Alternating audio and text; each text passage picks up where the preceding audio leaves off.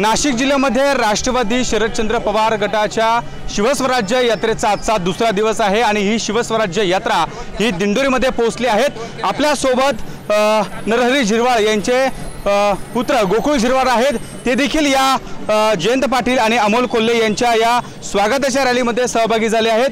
काय सांगाल गोकुळ भाऊ, आज शिवस्वराज्य यात्रा जी आहे ती दिंडोरीत दाखल झाली आहे। आज शिवस्वराज्य यात्रा या ठिकाणी कोल्हे साहेब आणि प्रदेशाध्यक्ष जयंत पाटील साहेब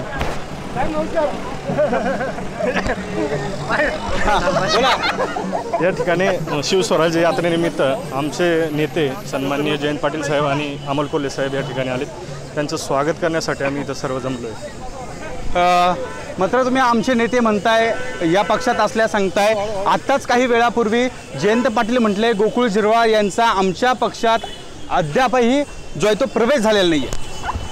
प्रवेश करायचं हेच नाही आहे, कारण मी आधीपासून आहे त्या पक्षाचाच आहे ना, त्याच्यामुळे प्रवेश कसा नवीन होईल, मी जुनाच सदस्य आहे। मात्र झिरवाळ साहेब जे आहे ते अजित पवारांसोबत आहे, आपण शरद पवारांसोबत आहे, हे अजूनही शरद पवारांच्या राष्ट्रपतीला मान्य नाही आहे। या विषयावर मी नंतर बोललो तर उचित राहील असं वाटतंय मला। काय सांगाल या विषयावर मी नंतरच बोलेल। आज आपण या ठिकाणी आलेला आहात, येणाऱ्या विधानसभेसाठी आपण इच्छुक आहे, उमेदवारी देखील आपण मागताय। शरद पवारांकडून आपल्याला उमेदवारी मिळेल का, काय वाटतं?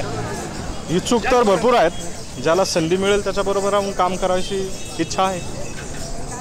आपण कोणत्या पक्षाकडनं उमेदवारी मागताय नेमकी? राष्ट्रवादी काँग्रेस शरद पवार पक्षाकडनं।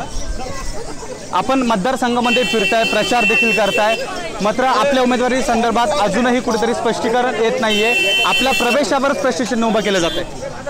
पक्षाचं प्रवेश अजून माझा पक्ष प्रवेश म्हणजे हा मी आधीपासून सांगितलं का मी महाविकास आघाडी बरोबरच आहे आणि यापुढे राहील। जर पक्षाने आता संधी दिली, आपण सभेमध्ये देखील आज सहभागी होत आहे, तर निवडणूक लढणार का? कारण समोरचा जर उमेदवार असेल ते नरहरी झिरवाळ असेल असं त्यांच्या पक्षाच्या प्रदेशाध्यक्षांनी मागच्या कार्यक्रमामध्ये त्यांचं नाव पण जाहीर केलं। अजून ते कोणाचंच अजून तिकिटावर शिक्कामोर्तब झालं नाही, त्याच्यामुळे येणारा काळच ठरवेल कोणाला उमेदवारी असेल आणि कोण विरोधात असेल। धन्यवाद। झिरवाळ साहेबांनी नेमक्या या संदर्भात आपल्याला धन्यवाद। एबीपी माझा, उघडा डोळे बघा नीट।